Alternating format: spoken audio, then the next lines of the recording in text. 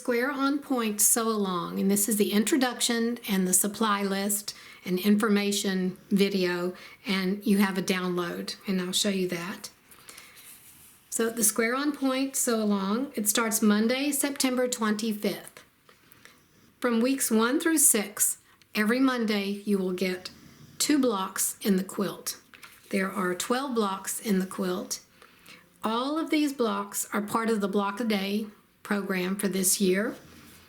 So you've already seen these if you've been following the blocks this year, and we'll go through those. And week 7, it will have the setting instructions and how to do the sashings, the cornerstones, and the border. What makes this a Square on Point Sew Along is that every block and the cornerstones and the border all have at least 1 unit of square on point. Here is a block has a square on point. So this is the square and it's set on point.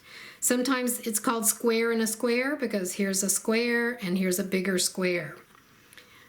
At the end of this video and on every video for the series, I will have a tutorial on how to piece these with rotary cutting and with the AccuQuilt. So by the time you finish this series, you'll be an expert in making squares on point unit. The quilt has 12 blocks, sashing, cornerstones, and a border. It finishes at 56 by 71 inches. For the sample quilt, I'm using a bundle of fat quarters that all coordinate to make the quilt. These will make the blocks, and then I chose a coordinating from the same collection for the background. This is an off-white fabric with the same pattern as this. This collection is called Beyond Bella, and the company is called Bound Company, and Moda Fabrics is the manufacturer. So these are going to be for the accent fabrics in the blocks, and this will be the background of the blocks. And I pulled out this blue fabric, and I bought extra yardage of these after I bought the fat quarter bundle, and this will be the border. So that's how I chose the fabrics. You don't have to have a fat quarter bundle, but I like choosing fat quarter bundles because I know everything will coordinate. And I start off by looking at the colors, and the colors are what draw me to the fat quarter bundle first. Then I look at the design. So I like the design. It's just a small little design, and I think it'll go perfect for this sampler quilt. You can choose to use all scraps, just choosing light, mediums, and darks. You can coordinate all of the background fabrics as one fabric, or you can use low volume prints. You can decide you want to make a blue and white quilt. So you just do all different shades of blue or red or green, whatever you choose. And this is not, you don't have to buy this bundle. You don't even have to buy a bundle. You can work with what you have. But this is how I call it cheating, because someone else has done all the fabric choosing for me. So I like it. And I can just pick the ones I like for each individual block, cut it up, and go on to the next one. For the square in a square, now let's look at the fabric requirements. I've divided everything out in case you want to do different sashings, different borders, cornerstones, what have you. So for the block accent fabrics, I chose 20 to 25 coordinated or scrappy fat quarters, and we just talked about that. For the background in the blocks, you need 1 3/4 yards. Now this is the sashing, cornerstones, border, and binding.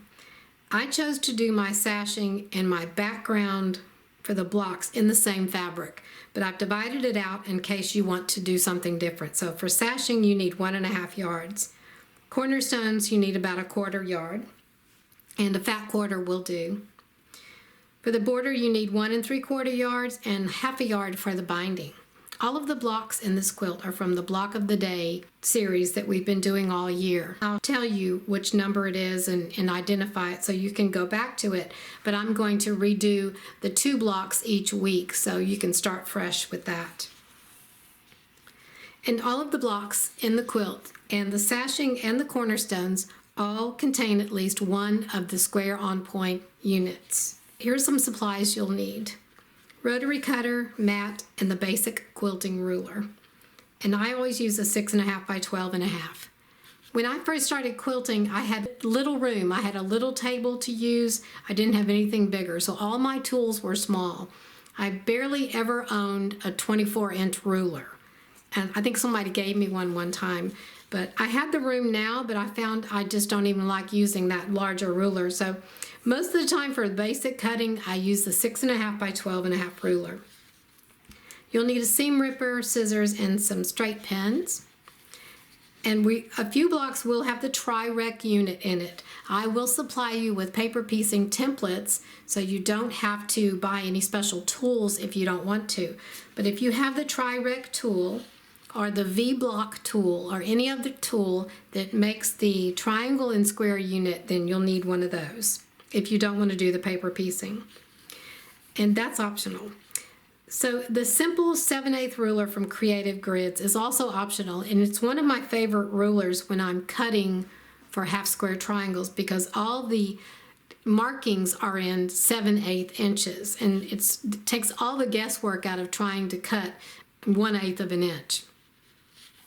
If you are using AccuQuilt, here's a list of all the dies you'll need and the sizes here.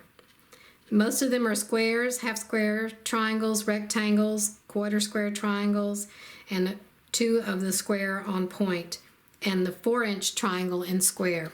So you may already have some of these, but these are all the dies you can use if you want to. Now, where can you find information?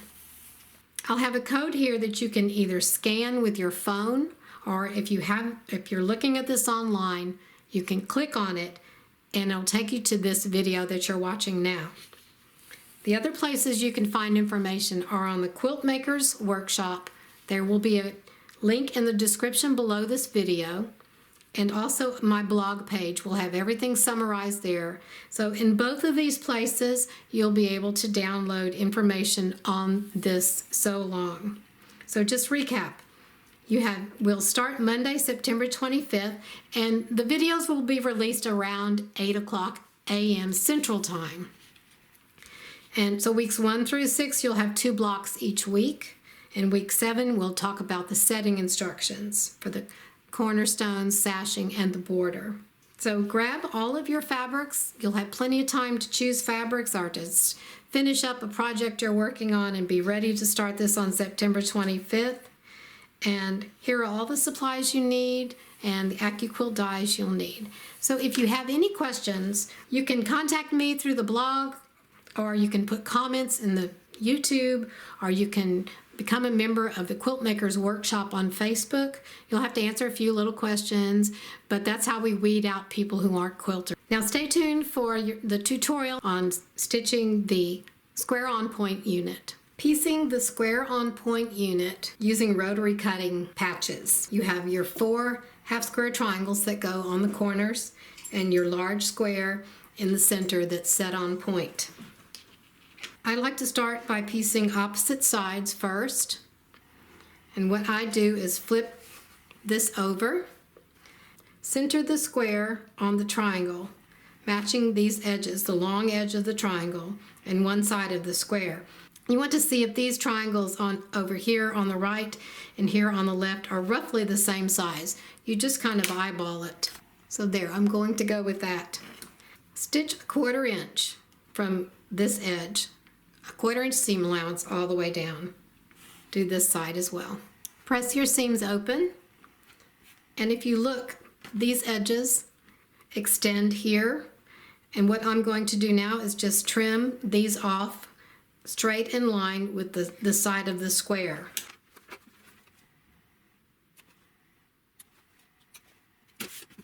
Put your half square triangle down with the right side facing up, and then place this in the center, and then check the size of your triangles overhanging here.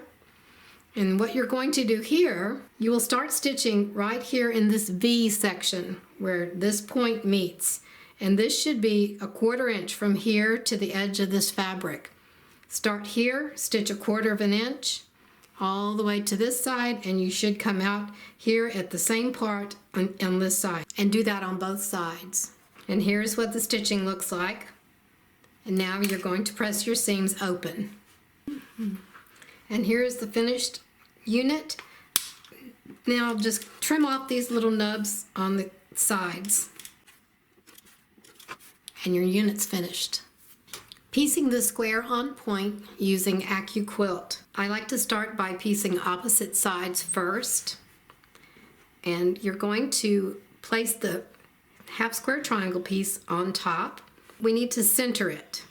I just kind of eyeball it, and I'm looking at this little triangle of the bottom fabric poking out here. You can barely see it. It's a little triangle poking out here, and then on the other side there's a little triangle poking out here. What you want to do is try to get them as close to the same size as possible. So I'm just kind of shifting it a little bit. And you're going to take it to your machine, and your 1/4 of an inch should be right here at this point. So you stitch from this point 1/4 of an inch all the way down, and you come off at this point. And it's more important that you have the 1/4 of an inch than if you're exactly on the point. And you'll do that for both sides, this side and then this opposite side. Press your seams open. Now we'll flip it over and do the other 2 sides. You take your triangle, and now you have sides that you can match. You see the triangle has the points cut off. These points are going to line up with what we just sewed. So if you look here, you see they line up with this edge, these 2 edges, here, here, and across the top.